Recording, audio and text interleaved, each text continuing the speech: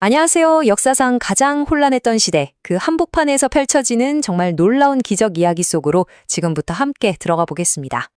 오늘은 열왕기하에 기록된 전쟁과 기근, 그리고 아주 깊은 절망의 시대를 살펴볼 건데요. 한 특별한 선지자의 삶을 통해서 위기의 시대에 신은 과연 어떻게 일하시는가, 이 질문에 대한 답을 한번 찾아보려고 합니다. 자, 이야기의 배경은 이렇습니다. 당시 이스라엘은 영적으로나 정치적으로나 극심한 혼란에 빠져 있었어요. 아합 왕이 죽고 나서 우상 숭배가 판을 치던 바로 그때 모압이라는 나라가 반란을 일으킵니다.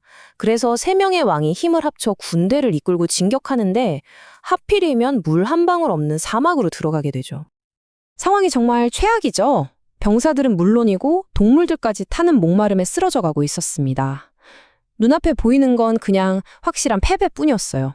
이게 바로 그들이 마주한 피할 수 없어 보이는 현실이었습니다. 바로 그 절망의 순간, 선지자 엘리사가 나타나서 정말 말도 안 되는 이야기를 합니다.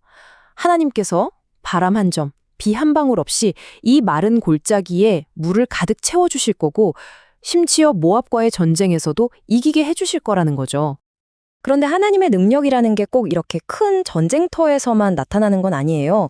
엘리사의 이야기는 가장 평범하고 개인적인 그런 절망의 순간에도 그 능력이 어떻게 함께하는지를 아주 생생하게 보여줍니다.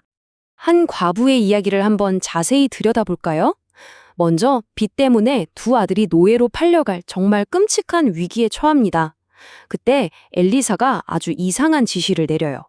온 동네를 다니면서 빈 그릇을 빌릴 수 있는 만큼 다 빌려오라는 겁니다. 그러자 그녀가 가진 작은 기름병 하나가 그 빌려온 모든 그릇을 가득 채우는 놀라운 기적이 일어납니다.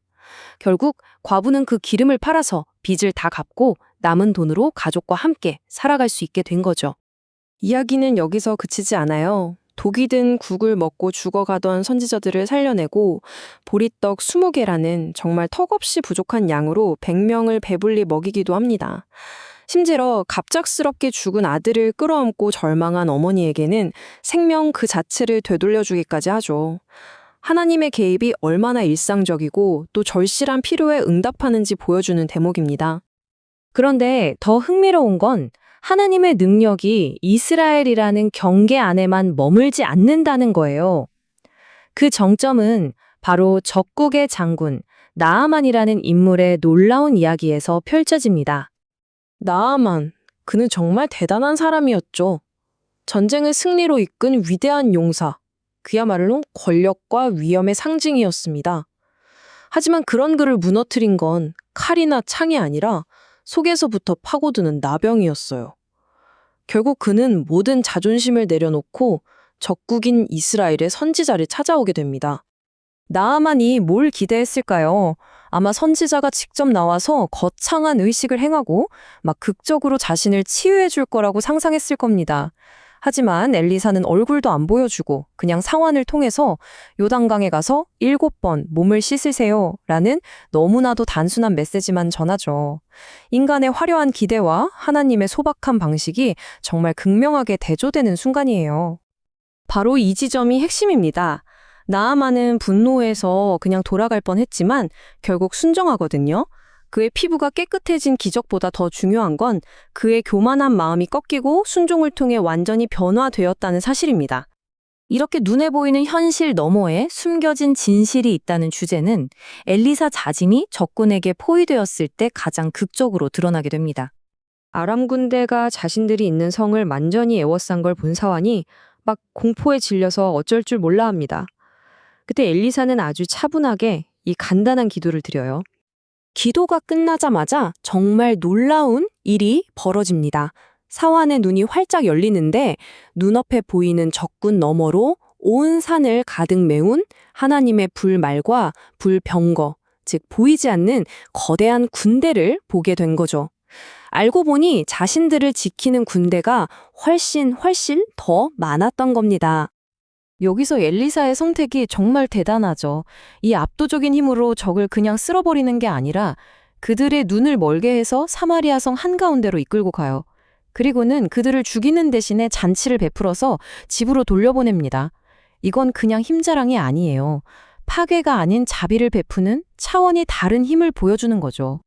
하지만 갈등은 여기서 평화롭게 끝나지 않습니다.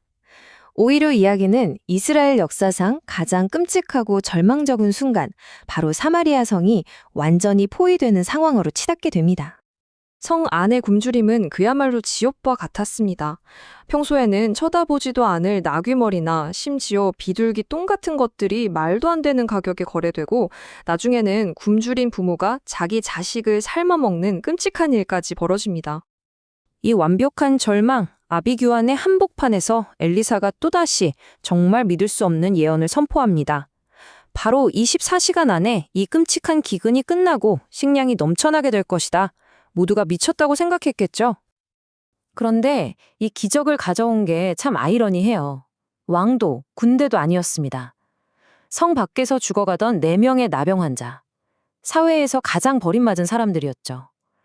그들이 우연히 텅 빈 적진을 발견하고 가져온 소식이 굶주린 온 나라를 구원하는 좋은 소식이 된 겁니다. 그리고 동시에 하늘에서 창을 낸들 그런 일이 있겠느냐며 예언을 비웃었던 왕의 장교는 성문에서 쏟아져 나오는 굶주린 백성들에게 밟혀 죽고 말아요.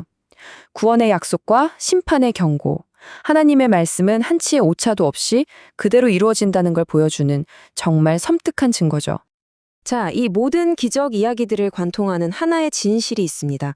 그건 바로 신이 저 멀리서 그냥 지켜보기만 하는 존재가 아니라 한 나라의 운명부터 한 개인의 눈물까지 우리 삶 가장 깊은 곳에 개입하는 아주 강력하고 인격적인 존재라는 사실입니다.